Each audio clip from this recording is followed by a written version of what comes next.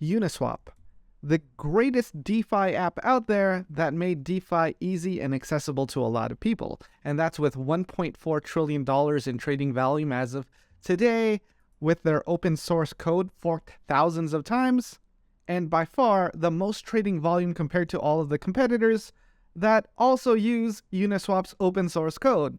And that's why we should take a look at Uniswap. We're going to take a look at how it has evolved over the ages, what we had before, how it works. We're going to talk about the token, the tokenomics, and I'm just going to save you some time here. The token is only for governance. There is no way for a token holder to accrue any other type of value from holding that token. And before we jump into any of that, this is just educational information. It is not financial advice. It is just for people that want to learn about Uniswap and how it works. And before we begin, I'm Dan. I make crypto content that is easy to understand for everybody. I try to take out all the technical jargon, or at least I break that down, so the regular person can understand what's happening, how they can benefit, how they can be more educated in the future. All right, let's get started.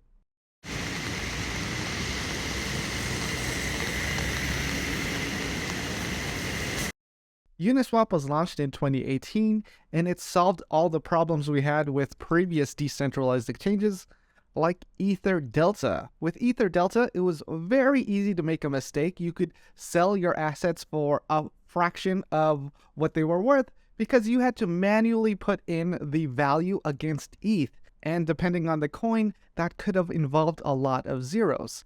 And some of the biggest problems that DeFi users had with Ether Delta was that there wasn't a lot of liquidity, there weren't a lot of options, it wasn't easy to use, and you had to be a very advanced user to be comfortable using it. Otherwise, you could make a very expensive mistake. And in 2018, the SEC sued the owner of Ether Delta. So for DeFi to live on, people needed an exchange that was easy to use, that had liquidity, and that's where Uniswap came in with their automated market maker. That's an AMM.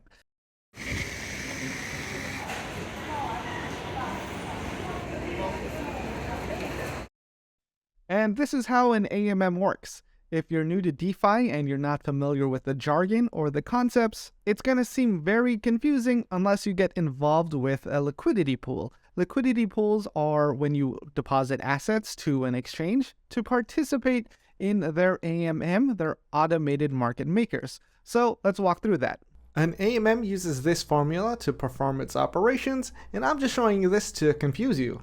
But what's really happening is you are depositing two different assets, let's say bananas and apples, and you deposit an equivalent amount. You deposit 50 and 50. As the price of apples goes up, you have to compensate that by buying more bananas so you have an equivalent value. So an AMM is automatically buying and selling two different assets, and it's keeping that balance. But that also comes at the risk of impermanent loss, because if the price goes up or down too quickly, you can lose more of your funds by providing liquidity rather than just holding those assets separately.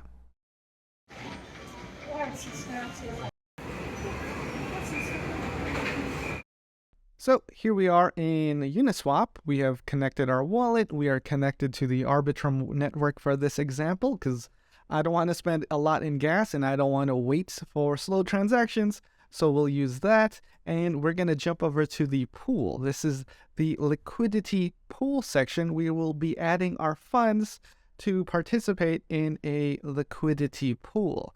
If you're not familiar, liquidity just refers to you depositing assets to the platform so people can make trades with it. So that just makes trading an asset more liquid. If there isn't enough liquidity on there for you to make your trade, then it would be illiquid. And we could look at pools on another platform just to show that, yeah, things can be illiquid and people can't trade it because there isn't enough liquidity. It's going to make a little more sense as we walk through it. So we're going to create a new position, and we are going to select ETH, and it says select pair. So we're going to have to add two assets, and we can select whatever two assets we want. For this example, I'm going to choose Ethereum, and I'm going to choose USDT. Now, with Uniswap, you can choose how much you want to earn in fees. It can be from 0.01% to 0.05% to 0.3%, to up to 1%. For this type of pair, it's recommended that you go with the 0.05% tier because that's what 92% of people have selected. And that makes it more possible for you to actually earn on this platform because if your fees are too high, maybe your liquidity doesn't get used. And with Uniswap V3, you can set your price range. So that just means if Ethereum is at $1,954, if I only want to provide liquidity between $1,900 and $2,000, I can do that. That's up to me. So let's try that. So we're going to do 1,900. We're going to go 2,000. But you also have to remember, if it goes outside this range, we stop providing liquidity completely.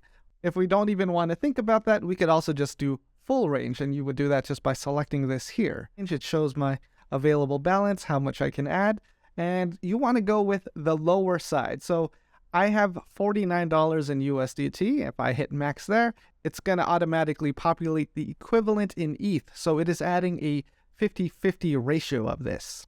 So with this automated market maker system, I would be depositing an equivalent amount of two different assets, Ethereum and USDT, and it makes it possible for people to trade on Uniswap between Ethereum and USDT. So the automated market maker system is you depositing assets to the platform. You're going to get liquidity provider tokens in return. This represents your share of that liquidity pool. And as people trade against the liquidity you and other people provide to the platform, you would be earning liquidity provider fees. So in this case, we saw that the fee tier is 0.05%. And it actually shows us, if we wait a little bit, what other people are selecting.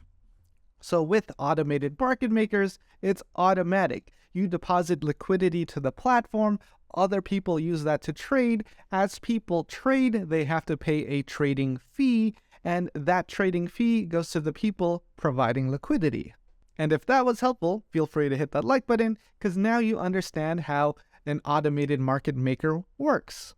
So if you haven't done it before, you'd have to approve your USDT for trading on Uniswap, and this is just common whenever you are using DeFi. And I would go with max amounts. The most this protocol can spend on my behalf is the amount I want to trade, which is 49.97. And that just makes sure that in the event of a hack or something, my wallet isn't compromised for more than that.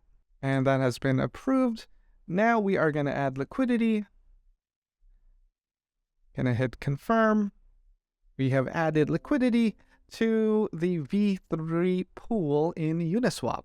We can see that the price range is set to infinity, and I would earn fees whenever people trade against the USDT ETH pair in Uniswap. If I wanted to remove the liquidity, it would just be as easy as hitting remove liquidity, hitting maximum amounts, hit remove, approve your wallet transaction, and we wait for just a second, and we've removed the liquidity. And now we have ETH and USDT back in our wallet. So if we hit swap, and let's say we have USDT and we want to buy Ether, we have that $49 and change back in our wallet. This was all in real time. It's very fast. If you're using a fast network like a layer 2 blockchain like Arbitrum, Optimism, Polygon, BNB is pretty fast. If you're on Ethereum, you might have to wait like a minute or something whenever you are doing this type of trading.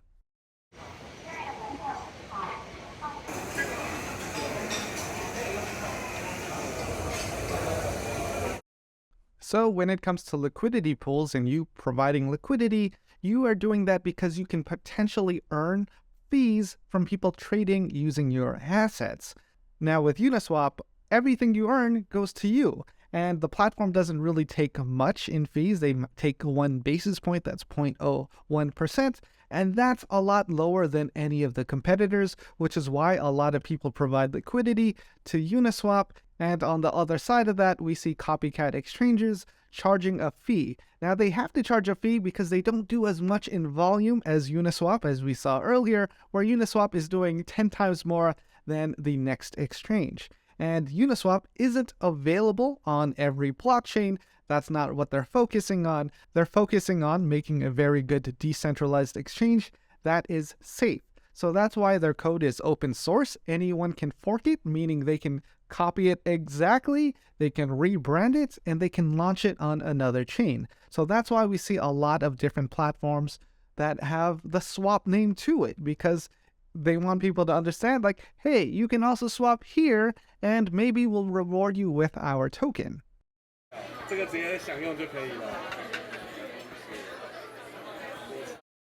We also need to understand what Uniswap has been doing to progress the DeFi. So what we did earlier was use Uniswap V3, and this thing here is called concentrated liquidity, where you can set price ranges for the trading pairs you want, and you can also select fee tiers. This just makes the liquidity you add more competitive, and if you're more competitive, you have a higher chance of earning more fees than people who don't add a very competitive price range or fee tier. So let's go back in time to Uniswap V1. With Uniswap V1, you were able to trade assets with these liquidity pools, but that's it. You couldn't really do anything other than that. So if you wanted to trade DAI to USDC in this example, you would have to trade against the ETH pairs. So you have DAI, ETH, and then you have USD, ETH. These are two different trading pairs. If you had DAI, you would have to trade that for Ethereum, and then you would have to trade your Ethereum for USDC. This introduced an extra step, and it introduced more gas fees and trading fees. It just wasn't very efficient.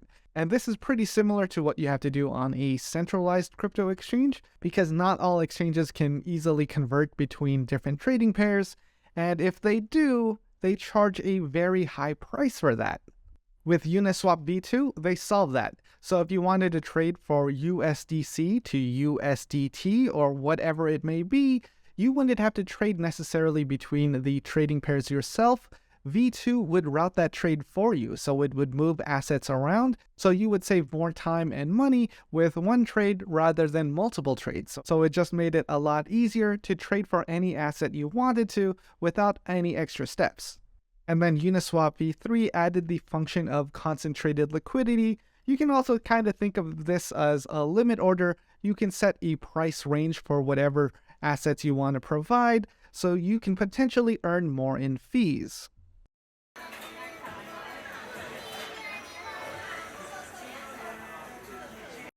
With Uniswap making their code open source, that made it easy for anyone to start their own DEX, their decentralized exchange, on any blockchain. Since Uniswap wasn't really competing on every blockchain, that created opportunities for other people to make DEXs on those blockchains. And since hundreds of decentralized exchanges have popped up, or even thousands, where do you trade?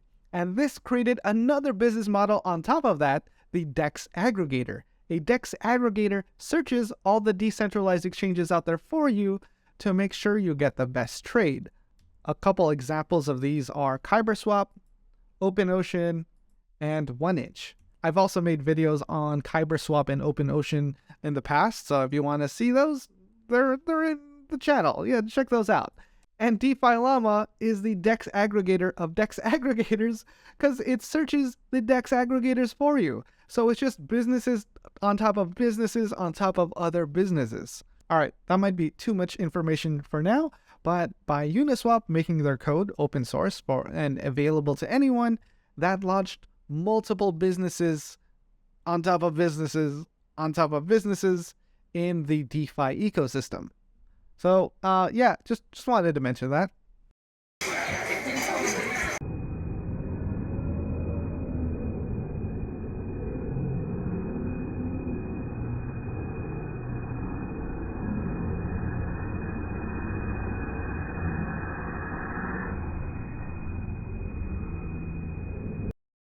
The Uniswap coin, Uni, not Uni, like the delicious seafood.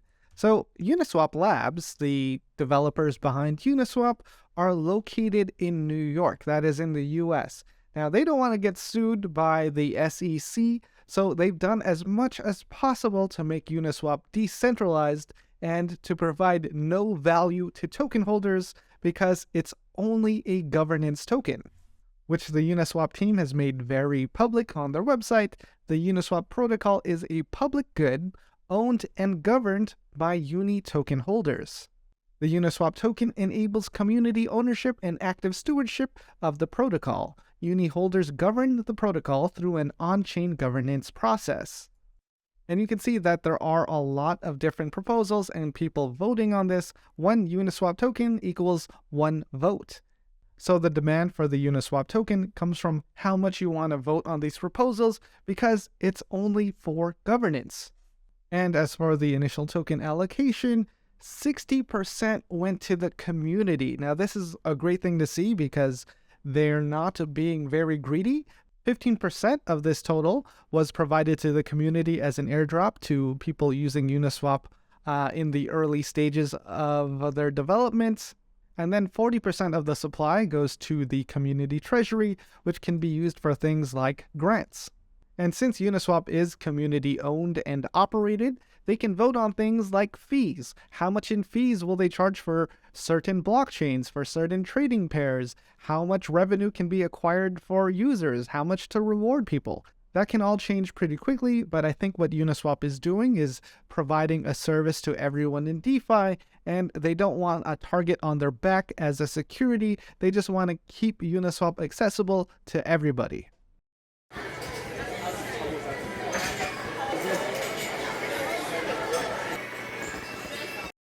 For myself, I don't own any Uniswap tokens. I'm not saying it's a bad thing or a good thing. The price could go up or down, but I like things where token holders can earn value over time rather than governance. I love what Uniswap is doing. I support that, just not financially. So if you want to invest, that's up to you. Please do your own research and form your own opinion. I just try to simplify and provide all this information and package it up for people to quickly understand what's going on in certain protocols. If this video was helpful, thanks for liking the video. Follow me on Twitter, get a sporadic newsletter, links are in the description. And with that, I hope you got your full value for today.